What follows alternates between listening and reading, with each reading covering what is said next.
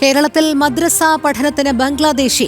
കൊല്ലം കരുനാഗപ്പള്ളി പുത്തൻതെരുവിലെ മുസ്ലിം ജമാഅത്ത് പള്ളിയുടെ കീഴിലുള്ള ശരിയത്തുൽ ഇസ്ലാം മദ്രസയിലാണ് ബംഗ്ലാദേശിക്ക് മതപഠനം ഒരുക്കിയത്.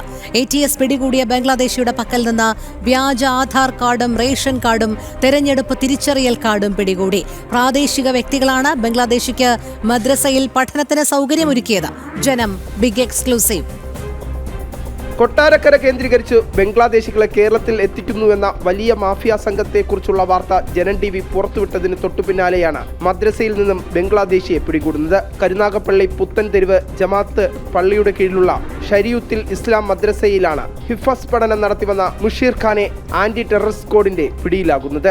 കേരളത്തിൽ വ്യാജ തിരിച്ചറിയൽ രേഖകൾ നിർമ്മിച്ചു നൽകുന്ന ശൃംഖലയുടെ പ്രധാനിയായ മുംതാസ് ബീഗത്തിന്റെ മകനാണ് മുഷീർ ഖാൻ അഥവാ അമർ ഖാൻ എന്ന അറിയപ്പെടുന്ന ഇയാളുടെ പക്കലുള്ള ഫോണിൽ നിന്നും ബംഗ്ലാദേശി ബർത്ത് സർട്ടിഫിക്കറ്റിന്റെ പകർപ്പ് അന്വേഷണ സംഘം കണ്ടെത്തി.